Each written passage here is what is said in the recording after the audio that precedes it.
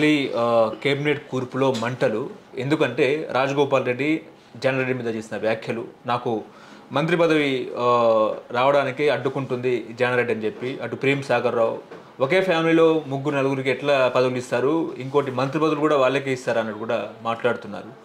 ఏం చెప్తారు? మంత్రివర్గ విస్తరణకు బ్రేక్ పడింది. మళ్ళీ శ్రీరామనవమి తర్వాత అన్నారు, ఆ తర్వాత ఉగాది తర్వాత అన్నారు. 2 పండుగలు పోయిన పరిస్థితి. ఇప్పుడు మంత్రివర్గ విస్తరణకు బ్రేక్. ఏం చెప్తారు సార్? అంటే నాకు తెలిసినంతవరకు ఇదంతా కూడా ఒక డైవర్షన్ పాలిటిక్స్లో భాగంగానే తీసుకొస్తున్న అంశంగా కనపడుతున్నది. అసలు ఉగాదని ఎవడు చెప్పిండు? ఏఐసిసి వాళ్ళు చెప్పిండా? అయితే ఏఐసిసి అధ్యక్షులు చెప్పాలి, లేకపోతే సెక్రటరీ చెప్పాలి, లేకపోతే పార్టీకి సంబంధించిన ముఖ్య నాయకులు చెప్పాలి. ఎవరు చెప్పాలి? పిసిసి ప్రెసిడెంట్ కూడా చెప్పలే, ముఖ్యమంత్రి కూడా చెప్పలే. కానీ లీకులు ఇస్తారు, వదిలిపెడతారు.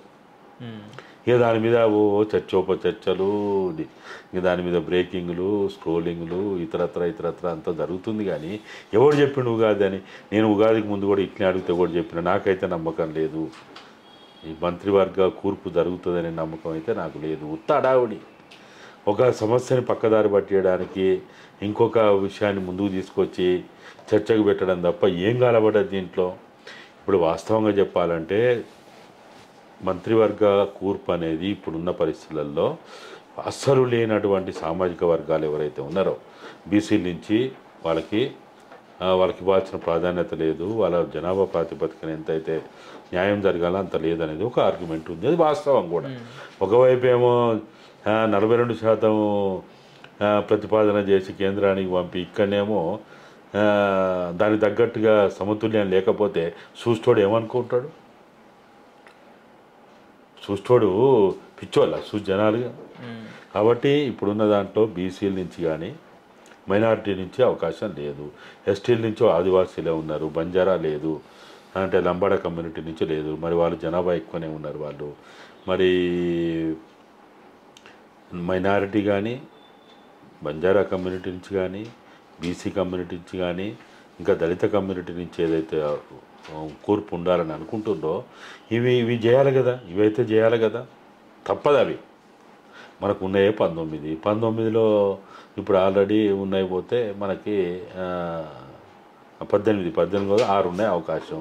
మరి 6లో ఇవన్నీ కంపల్షన్ చేయాల్సినవి. ఇవన్నీ ఒక బీసీకి అయితే తప్పదు కదా, ఒకరు ఇద్దరు బీసీలకి అయితే తప్పదు, ఎస్టీలలో ఒకరికైతే తప్పదు. ఎందుకంటే ఎస్టీలలో తీవ్రమైన లంబాడా కమ్యూనిటీ, బంజారా కమ్యూనిటీ నుంచి అది డిమాండ్ ఉన్నది.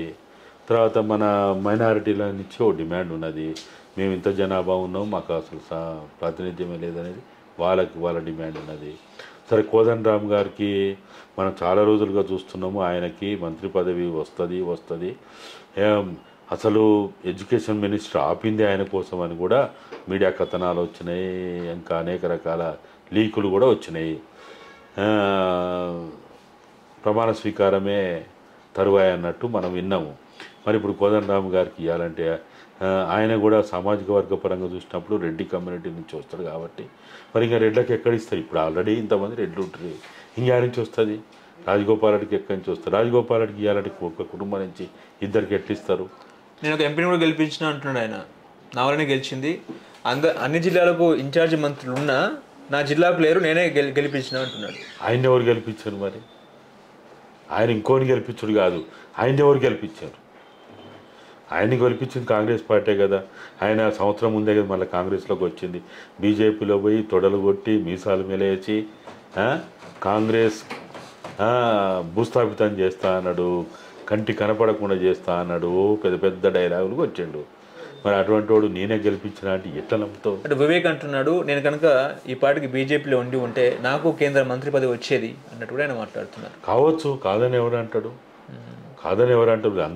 మీరంతా హేమాయములే, మీరంతా గొప్పోలే, మీరంతా తీసుమార్కాన్లే. ఎవడు కాదంటాడు? ఎవడైనా కాదన్నాడా? ఎవడైనా అన్నాడా? రాజగోపాల్ రెడ్డి నువ్వు చాలా చిన్నోడివి, నీకేం తెలియదు, నువ్వు అమాయకుడివి, నోట్టేలు పెట్టిన చీకవు అని ఎవడైనా అన్నాడా? ఎవడనలే కదా. మీరు గొప్పోళ్ళు. కానీ ఒక చట్టం ముందు, ఒక రాజ్యాంగం ముందు, ఒక ప్రభుత్వంలో ఉన్నప్పుడు బాధ్యతగా ఉండాలి కదా. అంటే ఎమ్మెల్యే అయితే ఏమో తక్కువ, మంత్రి అయితే ఎక్కువనా? ఎవడు చెప్పిండు వీళ్ళకి మంత్రి హోమ్ మినిస్టర్ అయితే నేను కేసీఆర్ని కేటీఆర్ని అరెస్ట్ చేస్తా అన్నట్టు. అరే కేసీఆర్ కేటీఆర్ని అరెస్ట్ చేయడానికి కాదు కాంగ్రెస్ ప్రభుత్వాన్ని ప్రజలు ఎన్నుకున్నది. అదేనండి. ఈ ఎదోలకు తెలియక మూర్ఖ మాటలు మాట్లాడుతుండు కానీ అరే నీ పని నువ్వు చేయరని ఆయన హెరిటిజం పాలిటిక్స్ ఎప్పుడు పనిచేయవు. అదేనండి. నేనేం చేయాలా, నేనేం చేస్తే బాగుంటుంది, నేను ఎట్లా చేయాలనేది ముఖ్యంగానే ఉత్తగానే విమర్శతోటి నేను పాలన చేస్తా, విమర్శతోటి ఏమో చేస్తా అంటే ఏం చేస్తుంది?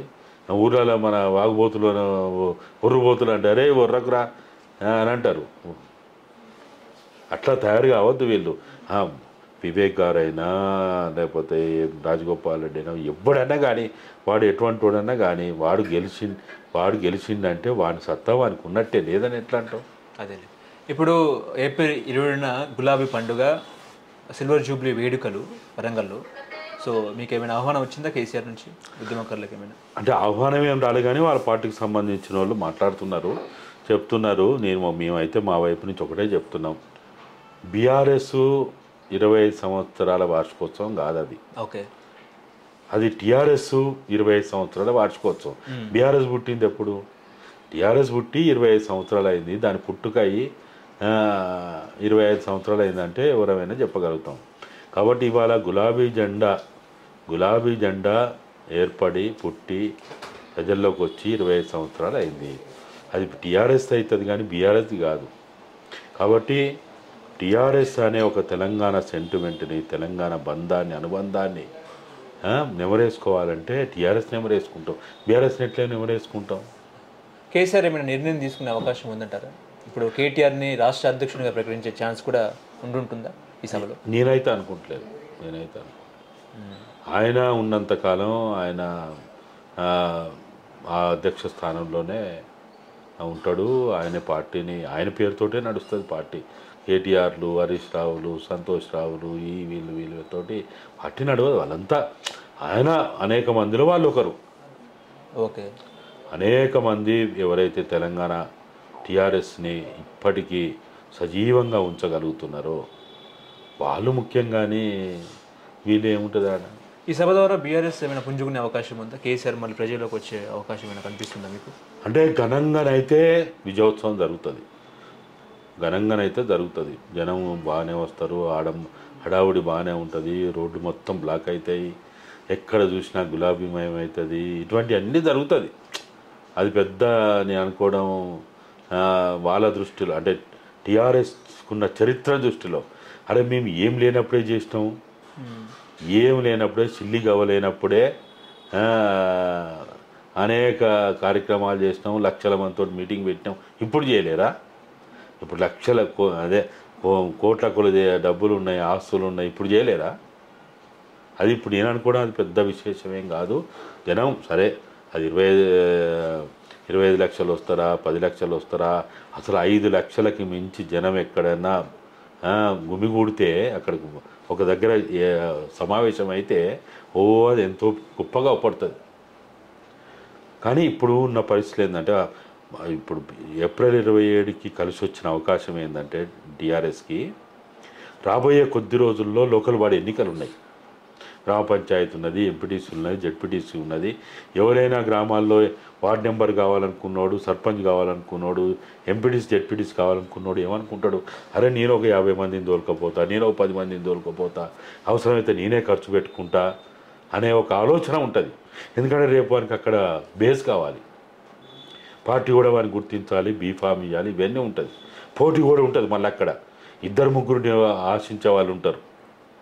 కాబట్టి నేను అనుకోవడం వాళ్ళు ఇప్పటికే చాలా ప్రయత్నాలు చేస్తున్నారు. నాకు తెలిసినంతవరకు, నాకున్న సమాచారం మేరకు రాత్రి మగళ్ళు కేసీఆర్ దాని మీదే పనిచేస్తాను, ఇంకొక ఆలోచనే చేస్తలేడు ఆయన.